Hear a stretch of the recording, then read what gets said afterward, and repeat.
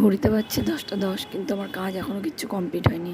ছেলেকে নিয়ে যাবো স্কুলে, তাই তাড়াহুড়ো করছি খুবই, মানে যতটা পারি কাজ কমপ্লিট করে রেখে যাবার, এসে তো আবার করতেই হবে।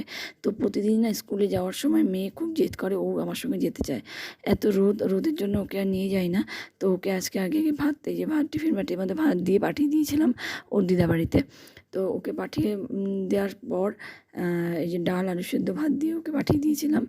আর ওকে পাঠিয়ে, কারণ আমার স্কুল থেকে আসতে একটু সময় লাগবে, আর ওর ততক্ষণে খিদে পেয়ে যাবে, যার জন্য। আর ওকে পাঠিয়ে দিয়ে আমি এদিকে শাকটা বসিয়ে দিয়েছিলাম, কারণ একটা তো রান্না আগে হয়ে গেলে আর পরে অতটা চিন্তা থাকে না, পরে এসে করব। তো এই যে আবার স্কুলে ওকে দিয়ে এসে আসার সময় না ওল পেয়েছিলাম, ওল নিয়েছিলাম। ছেলে কিছুদিন থেকেই ওল দিয়ে ইলিশ মাছ খাবে বলছিল। তো ইলিশ মাছের মাথা লেজা এগুলো ছিল আর কি।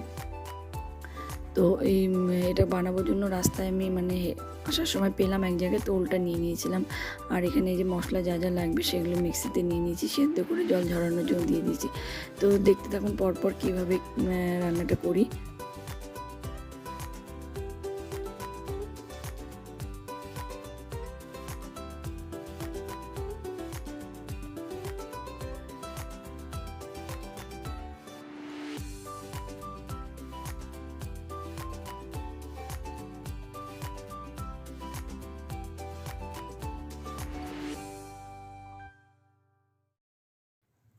তো রান্না আমার এদিকে কমপ্লিট হয়ে গেছে। নামানোর আগে একটু গরম মশলা আর একটু চিনি দিয়ে দিয়েছিলাম, ব্যাস।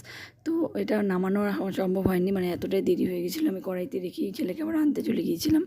তো আনতে যাওয়ার সময় না সহজে টোটো খুব একটা পাওয়া যায় না, মানে একা যেতে চায় না, একা গেলে, যার জন্য আমি হাঁটা শুরু করে দিয়েছি। তো এই যে আজকে ওয়েদারটাও দুপুরের দিকে একটু হালকা মেঘ ছিল, তো ভালো লাগছিলো, বেশ হাওয়াও দিচ্ছিলো। তো এই যে ছেলেকে এনে আবার এই জামা কাপড়গুলো তোলার জন্য ছাদে চলে এলাম। জামা কাপড়গুলো তোলা হয়ে যাওয়ার পর আর আমার মানে অনেক কাজই ছিল, তারপর আর কোনো ভিডিওই করতে পারিনি। তারপর সন্ধ্যাবেলা এদিকে এই যে একটা মানে এই সাপ নিয়ে এদের খেলা, আমার এত ভয় লাগে এই সাপটা দেখলেই, মানে প্রচণ্ড ভয় লাগাচ্ছিল, আমাকে খুব ভয় দেখায় এটা। ভাবি আমার তো আজকে ভিডিওটা এতটুকুই এখানেই রাখছি, দেখা হচ্ছে নেক্সট ভিডিওতে। ভাবি কথা বললে বোঝ, কিন্তু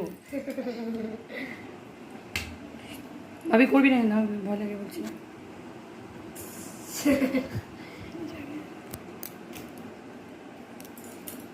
হ্যাঁ মনে কাট।